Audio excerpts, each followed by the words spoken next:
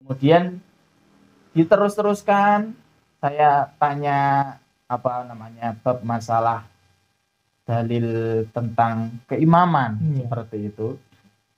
Jawabnya ya langsung frontal menunjuk saya. Imammu siapa? No. Seperti itu. Ya gini loh Pak, saya itu jawab gini. Assalamualaikum warahmatullahi wabarakatuh. Waalaikumsalam warahmatullahi wabarakatuh. Wa bihi nasta'inu ala umuri dunya waddin. Shalatu wassalamu ala asrafil anbiya'i wal mursalin wa ala alihi wa ashabihi ajma'in, amma ba'd. Kembali lagi ke channel Kawan Hijrah Blitar. Kali ini kita mau berbincang-bincang dengan saudara Rian. Beliau ini adalah salah satu mantan dari Islam Jamaah dan orang tuanya pun juga tokoh yang ada di Blitar. Langsung saja Mas Rian untuk memperkenalkan diri. Assalamualaikum warahmatullahi wabarakatuh. Waalaikumsalam. Perkenalkan, nama saya Muhammad Abdurrahman Brilian, tinggal di kota Blitar seperti itu. Terus jadi bahasanya di Islam Jamaah itu bibit unggul ya? Ya, bibit unggul dalam jamaah Islam Jamaah. Terus dari kecil itu program-programnya itu, apakah sebenarnya itu programnya itu bagus atau gimana? Program yang di Cabai Rawit atau Pratama aja seperti itu? Ya, kalau program di dalam Islam Jamaah untuk dari segi dari cabai rawit sampai menginjak pranikah itu menurut saya itu bagus, kayak dari segi bacaan, dari segi pemangkulan seperti itu semuanya dikatakan ya bagus. Ya, terus peramutannya ke muda-mudi itu nggak boleh bergaul sama yang bukan mahram, pembatasan itu seperti apa? Ya, kalau dari segi peramutan untuk pembatasan laki-laki perempuan itu ya dikatakan bagus. Cuma mungkin dari orang awam kalau belum mengetahui tentang masalah aslinya gitu. Ya, keilmuan itu secara kembali ke Al-Quran dan Sunnah, mungkin itu ya bagus saja seperti itu. Jadi kesannya itu kalau dari luar itu ya bagus ya, bagus programnya. Terus apa nih Nana mau tanya, kalau background orang tua atau abahnya itu menjadi tokoh apa di Blitar sini? Kalau di Islam Jamaah tokoh dari ayah saya itu Kiai Desa. Dulu ketika masih kecil saya itu ayah saya itu awalnya jadi rokyah biasa, kemudian diangkat jadi namanya, kalau sebutannya di dalam Islam Jamaah itu Kiai Kelompok. Setelah itu ketika saya itu sudah mondok dan mau jadi mubalek, kalau di Islam Jamaah sebutannya seperti itu ayah saya sudah diangkat menjadi kiai desa. Ibaratnya kalau di Islam, kalau di pemerintahan itu kiai kota lah, seperti itu. Kiai kota atau kiai di kecamatan levelnya sampai sekarang. Ya. Sampai sekarang masih menjabat? Sampai sekarang insya Allah masih menjabat ayah saya seperti itu. Tapi kondisinya sampai sekarang masih belum hijrah ya? Belum, masih belum. Semoga aja Allah memberikan hidayah kepada beliau. Terus berkaitan dengan antum itu pernah mondok itu, kisah mondoknya itu tahun berapa dan di mana? Dulu saya mondok tahun 2012, mondoknya di Kediri. Ya. Berapa tahun itu? Saya mondoknya 1 tahun. 1 tahun ya? 1 tahun sudah tes. Sudah lulus jadi seorang mubalik. Terus juga mendapatkan ijazah. Terus masuk penyampaian atau yang ada di pondok itu ya, yang ajaran-ajarannya lah. Nah, ketika dulu itu saya mondok, Iya. itu kalau saya itu dulu memang memburu yang penting khatam awalnya. Karena saya itu mempunyai target ya yang penting 1 tahun sudah selesai mondok. Setelah itu saya pengen lanjut sekolah lagi seperti itu. Karena dulu itu saya dari SMP terus mutus mondok, kemudian inginnya lanjut langsung ke SMA lagi seperti itu. Akan tetapi dari situ saya mondoknya itu karena 1 tahun, kemudian harus ikut tes dulu. Akhirnya saya mutus sekolah dulu seperti itu. Itu tesnya di mana? Di Kediri. Di Kediri ya tesnya ya. Di Kediri sama di Kertosono. Iya. Terus setelah lulus, antum itu Setelah lulus mengabdi di mana atau seperti apa? saya ditugaskan di Jawa Tengah, yaitu di Kota Blora. Iya. Kota Blora di kecamatan Kunduran. Terus itu kegiatannya itu di tempat pengabdian itu. Tempat pengabdian atau di tugasannya itu saya mengajar, ya, seperti mengajar cabai rawit, TPG seperti itu. Selama kurang lebih 1 tahun di sana, dia mengajar seperti yang diajarkan di dalam pondok. Setelah 1 tahun itu pulang. Setelah 1 tahun saya pulang, kemudian jarak antara 3 bulan sampai 4 bulan saya ditugaskan kembali. Oh, tugas 2 kali ya? Iya, ditugaskan di kota sendiri. Di Blitar sini di ya? Blitar saja. Ya. Tepatnya di Kelurahan Gedong. Kelurahan Gedong. Ya. Yang masjidnya itu sempat viral. Oh iya, tahu. Viral 2 lantai itu. Ya, 2 lantai 1 jumatan. Ya. Ada. Terus apa yang membuat antum itu kok bisa keluar lah bahasanya atau hijrah dari Islam Jamaah? Kan mesti ada dong penyebabnya.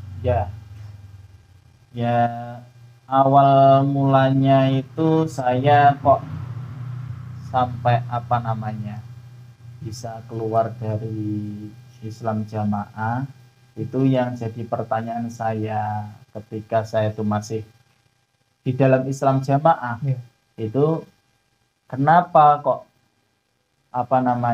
ketika seseorang itu masih Islam, Ya. seperti itu, sebut saja di dalam keluarga saya itu sama-sama Islam, akan tetapi dia itu pernah ngaji di dalam Islam Jamaah, kemudian lama tidak ngaji, kemudian kok kenapa kok disebut wis lek ora melok aku wis melok kono, melok neraka kono, seperti itu. Iya.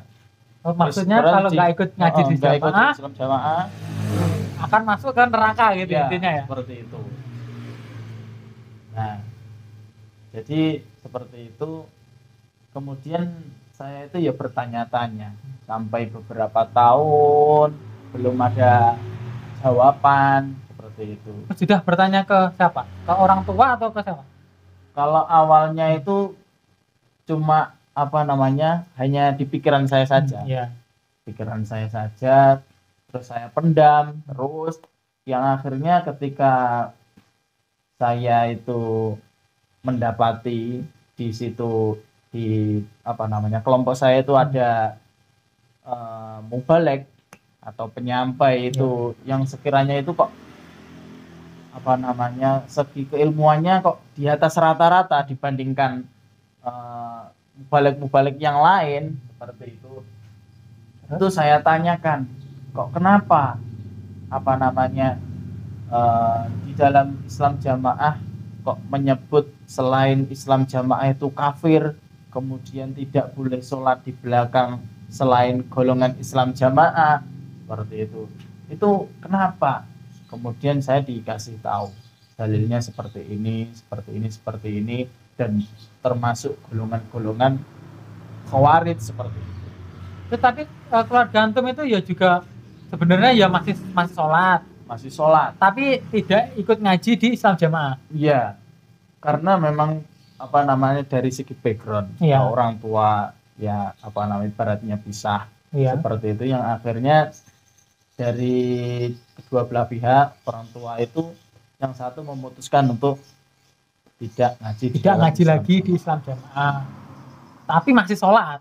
Masih Tapi sholat, masih sholat. juga zakat, Iya, puasa harus juga ya. seperti itu. Rukun-rukun Islam pun masih dikerjakan ya. Iya. Cuman hanya gara-gara tidak ngaji di Islam jamaah kemudian sudah dihukumi akan masuk ke neraka gitu ya. Iya, seperti itu. Terus selanjutnya apa yang antum lakukan setelah bertabayun ke salah satu dai atau mubalik tadi? Nah, setelah itu saya tuh akhirnya ibaratnya saya memberitahu kepada apa namanya orang tua saya kalau apa namanya dari segi pemahaman yang seperti itu sebenarnya salah, karena seseorang itu kok masih sholat terus kok udah dicap kok masuk Neraka ya? neraka, padahal orangnya itu belum mati seperti itu. Kan kita tidak tahu mau mati itu dia itu apa namanya husnul khotimah apa tidak seperti itu. Kok yang penting dia itu tidak mengikuti Islam jamaah kok langsung diklaim neraka. Nah, seperti itu. Nah, juga ada cerita bahwasanya saya kan mempunyai adik, saya 4 bersaudara. Nah, saya mempunyai adik 2. Dia itu ya sholat. Yes. Baratnya ya sholat seperti umumnya apa namanya orang-orang Islam pada umumnya seperti itu. Akan tetapi dia itu cuma jarang mengikuti kegiatan di dalam Islam jamaah seperti ngajinya, seperti apa namanya kalau di Islam jamaah nyebutnya ya sambung jamaahnya sudah seperti sambung itu. Ya, sudah tidak sambung. Akan tetapi adik saya baratnya ya sudah wes kamu orang ngaji rokok seperti itu.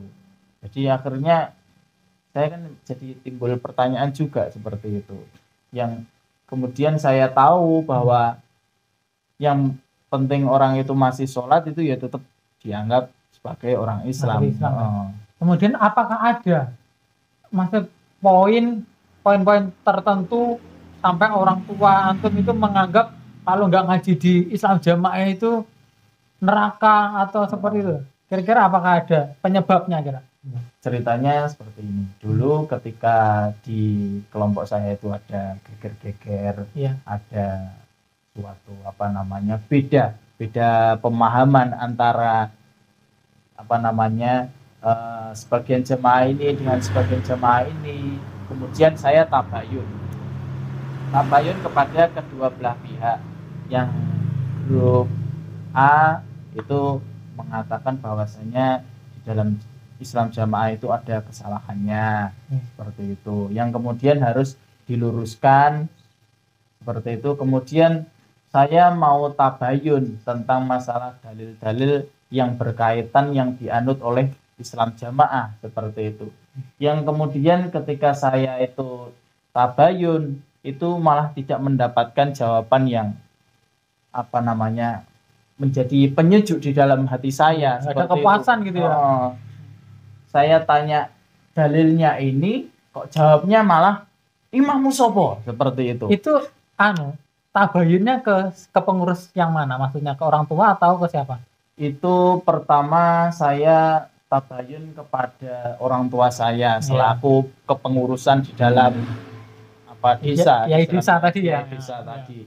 Seperti itu. Kemudian jawaban dari orang tua saya itu aku iki wong goblok, orang ngerti ngono kuwi seperti itu. Saya itu tidak tahu. Saya itu ibaratnya ya kurang tahu dari segi keilmuan yang seperti itu. Saya tanyakan masalah dalil apa namanya bi imamihim itu artinya apa yang sebenarnya seperti itu. Kemudian tidak tahu, yang akhirnya saya ginikan. Ya udah, kalau seperti itu sampean apa namanya sampean jadwalkan tabayun kepada orang yang lebih mengetahui seperti itu. Ibaratnya siapa yang orang alimnya di Islam jamaah di Blitar gitu ya. Seperti itu. Akhirnya pada suatu kesempatan saya dipertemukan di sebuah aula seperti itu. kemudian saya tanyakan bab masalah Siapa itu? Dengan mubalek atau siapa? dia mubalek kota sekaligus apa namanya kiai kotanya di dalam Blitar. Imamnya ya, Imamnya. Imamnya di Blitar kota seperti itu. Saya tanyakan bab masalah dalil-dalil. Sebelumnya saya lucunya itu seperti ini. Ketika saya datang, ya, karena kan ibaratnya tabayun itu kan ya mencocokkan dari dalil satu, dalil yang untuk pegangannya dalam Islam jamaah dengan dalil yang saya ketahui seperti itu ya. Ketika saya udah duduk di situ, kemudian kok awalnya tidak boleh membuka buku, tidak boleh membuka kitab, tidak boleh membuka kitab, tidak boleh membuka lembaran-lembaran seperti itu. Kemudian HP harus di silent, HP harus dimatikan, tidak boleh ngerekam seperti itu. Dari awal itu sudah saya curiga, kenapa kok nggak boleh? Karena kalau memang ini adalah apa namanya kebenaran, harusnya ya dipublikasikan, tunjukkan saja ya. Ditunjukkan seperti itu. Yang awalnya saya udah ragu-ragu, kemudian diterus-teruskan, saya tanya apa namanya bab masalah dalil tentang keimaman seperti itu. Jawabnya ya langsung frontal menunjuk tangan saya, menunjuk saya. Imammu siapa? No. Seperti itu. Ya gini loh Pak, saya itu jawab gini. Tujuan saya ke sini itu untuk tabayun. Untuk tabayun tentang masalah keilmuan, bila mana apa namanya pemahaman saya ini salah dalam Islam jamaah seperti itu ya, saya dibenarkan dengan diluruskan dengan dalil-dalil yang benar dan seperti apa ya? Seperti itu. Kok saya malah diduding-duding seperti itu. Kemudian ya saya langsung apa namanya menjelaskan yang seperti itu. Akhirnya nggak ada titik temu loh. Dari situ tidak ada titik temunya. Ada titik temu ya? Pada intinya dia itu apa namanya membenarkan bahwasanya kita itu harus mempunyai imam. Gitu. Dan mempunyai imam itu sebagai pengesah di dalam Islamnya seperti itu. Jadi kalau nggak punya imam, Islamnya nggak sah. Islamnya nggak sah. Aduh. Nah, berat, seperti itu. Parah ini. Terus akhirnya antum setelah itu Pak langsung memutuskan sudah saya nggak ngaji-ngajian atau di ending dari apa namanya pertemuan seperti itu, saya mengatakan seperti ini. Berarti kalau saya itu tidak ikut di dalam Islam jamaah, kemudian saya itu apa masih termasuk apa namanya warisnya bapak saya? Kan di situ ada 3 orang, saya, bapak saya, dan juga apa kiai kotanya di kota Blitar seperti itu. Kemudian saya tanya seperti itu, jawabnya gimana? Ya wes, kamu batal, tidak ada waris di dalam keluarga kamu. Kamu sudah ibaratnya kamu itu orang kafir, bukan orang Islam lagi seperti itu. Jadi sudah nggak dapat warisan. Iya, tidak ada waris untuk saya seperti itu. Sampai seperti itu. Pahamnya seperti itu. Pahamnya seperti itu. Kemudian setelah beberapa saat kemudian saya sempat dipertemukan lagi dengan apa namanya kiai kotanya tersebut. Karena pertemuan kedua. Iya, pertemuan kedua. Akan tetapi di pertemuan kedua itu pun juga tidak apa namanya tidak mendapatkan jawaban yang puas.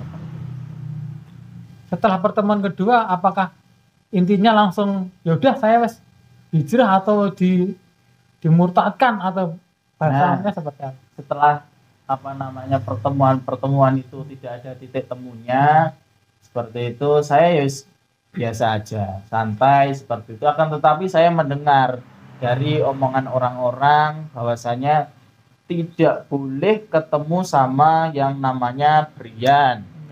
Kemudian yang punya nomornya Brian itu harus diblokir. seperti itu. Kemudian saya kebetulan kan dagang, Iya. tidak boleh beli di warungnya Brian.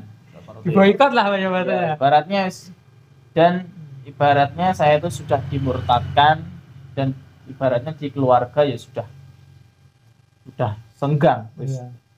Ibaratnya wis tidak, ibaratnya ya wis apa namanya ya, Seperti bukan keluarga. seperti bukan keluarga Meskipun lagi. tidak diungkapkan secara langsung ya. Iya. Wes ya sudah lah, sudah nggak pernah sambung, sudah nggak pernah ngaji di Islam Jamaah atau memutuskan hijrah secara terang-terangan atau seperti apa? Kalau dari segi namanya sambung itu kan ada apa namanya, bertepatan ketika itu di masjid itu sudah menjadi dua kubu. Dan apa namanya, mereka memutuskan untuk apa namanya, membuat pengajian sendiri yang akhirnya menjadi apa namanya, sholatnya terpisah seperti itu. Yang sini sholat maghribnya itu di bawah, yang sana sholat maghribnya di atas. Sama seperti yang ada di video-video itu, satu masjid itu ada 2 Jumatan, yang bawah sudah selesai Jumatan, yang atas bikin Jumatan lagi. Iya. Itu kan malah apa namanya, sudah tampak ya. Iya.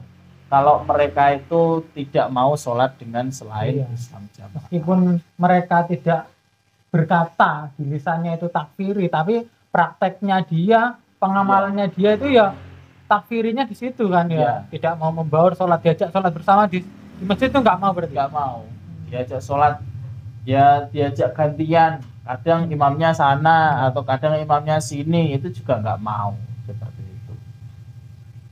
Terus sampai sekarang, apakah masjidnya masih seperti itu? Jadi apakah dua kubu kaum muhajir sama yang masih jokam itu masih tetap? Ya, masih tetap sampai sekarang.